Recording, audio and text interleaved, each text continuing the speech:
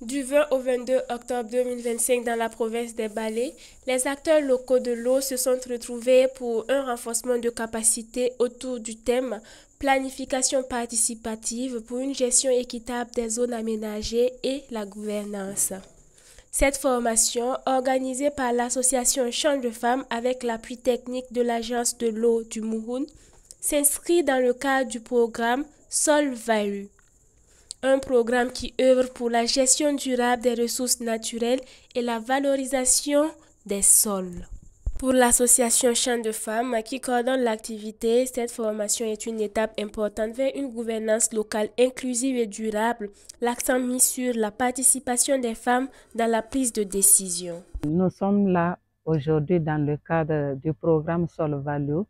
C'est un programme auquel l'association Champs des Femmes prend part dans sa mise en œuvre.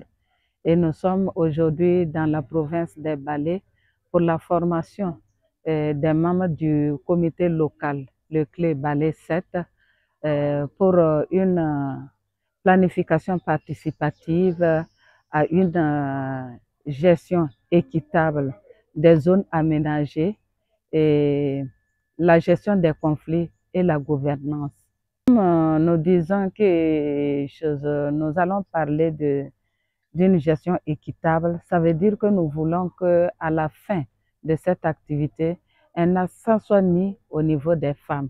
Parce que le programme vise dans son ensemble 50% des femmes et 30% des jeunes. Donc nous voulons que dans cette gestion équitable, que les femmes aussi puissent avoir une part dans les activités, dans les retombées des activités au niveau du CLE Balais 7. Et nous voulons vraiment que le CLE Balais 7 soit vraiment outillé pour prendre en compte cette question de gestion équitable. Pour M. Konané, formateur de la présente session, la planification participative permet de prévenir les tensions et d'assurer une répartition équitable des ressources. L'Agence de l'eau du Mouhoun a déjà une composition. Donc sa circulation, c'est un comité de bassin, un conseil d'administration, une direction générale et les comités locaux de l'eau qui font partie intégrante du cadre de gestion des ressources en eau. Alors, il faut dire que c'est un potentiel de 48 clés. On a 19 qui sont déjà mis en place. Donc, notamment le CLE Balais 7 qui a été mis en place en 2014. L'Agence de l'eau du Mouhoun a une direction en charge du partenariat. Et dans sa mission, cette direction tisse des partenariats avec un certain nombre d'acteurs qui aboutit aujourd'hui à ce partenariat avec l'association Champs des Femmes.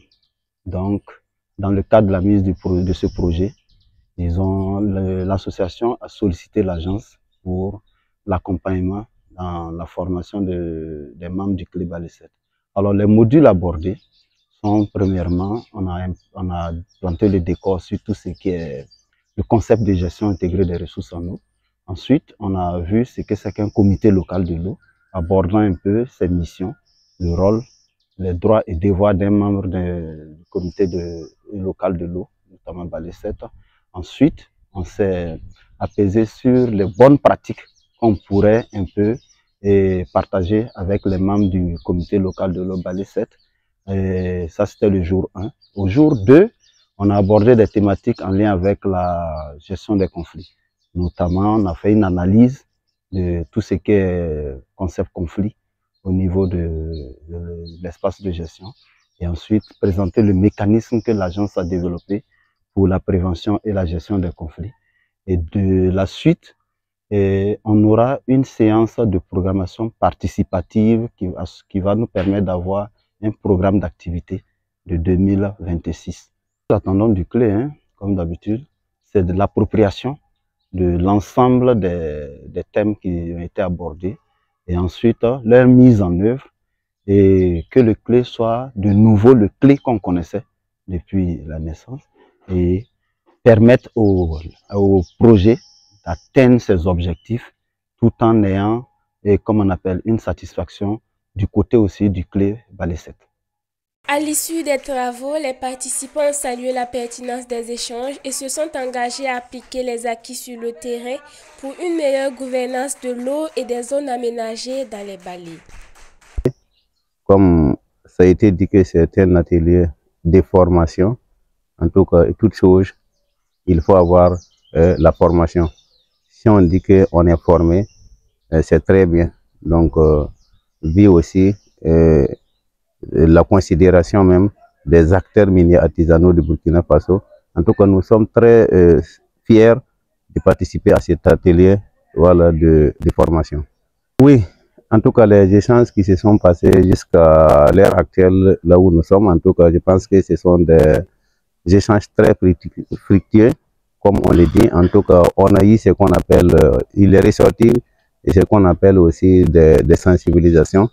En tout cas, on a eu des échanges qui ont été, voilà, parfaitement considérables, voilà, à notre présence. En tout cas, on est très fiers puisque c'est un atelier de partage d'idées, d'expériences, et puis aussi ça rentre dans le cadre même de la bonne gestion, voilà, de l'eau et de la protection sanitaire humaine et animale en question. Donc c'est un atelier duquel, en tout cas, les échanges ont été, voilà, très bien pour nous. Oui, notre activité, puisque notre activité, comme on le dit, auparavant, on nous appelait les orpailleurs.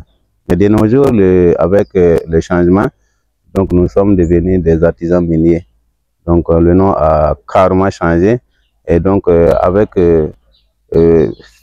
comment dirais-je, avec l'importance même, et puis ce qu'on a pu recueillir dans la formation, je pense que cette formation nous permet, voilà, de nous bien organiser et bien de protéger l'environnement et ainsi que les eaux. En tout cas, c'est l'importance même qui est très à remercier, ce que nous avons réussi, voilà, dans l'atelier de formation. Pour Madame Nayaga, cet atelier est une invite à sensibiliser à la bonne gestion des ressources en eau. Vu que nous sommes de l'agriculture, qui parle de l'agriculture parle forcément de l'eau. Sans l'eau, il n'y a pas d'agriculture. Voilà, donc vu que notre domaine vraiment, dans notre domaine, on a plus vraiment besoin de la ressource en eau, plus d'activités telles que l'irrigation. Vraiment, c'est une activité vraiment très importante dans notre domaine. Voilà, donc c'est plus cette raison-là qui nous motive à prendre part à cet atelier. Voilà, ce matin, on a pu essayer de voir comment il faut gérer de façon rationnelle la ressource en eau pour plus d'efficacité et plus de pérennité, voilà, de la ressource en eau.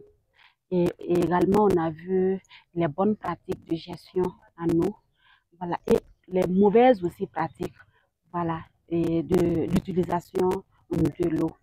Donc, c'est pour nous inviter tous à sensibiliser, voilà, à sensibiliser les populations sur vraiment les bonnes pratiques de gestion en ressources eau.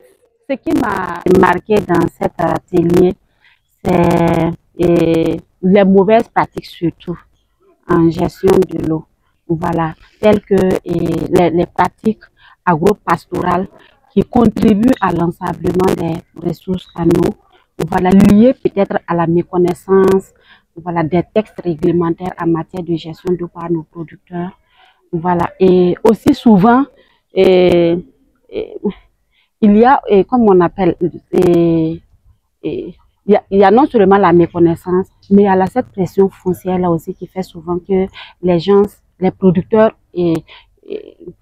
emblavent souvent des bandes au niveau des bandes de servitude pour contribuer à l'ensablement d'eau. Et puis il y a aussi l'empiètement des animaux, voilà, autour de cette ressource en eau, voilà, qui ne favorise pas vraiment la pérennité de cette ressource. Elite TV, le tremplin de l'élite africaine.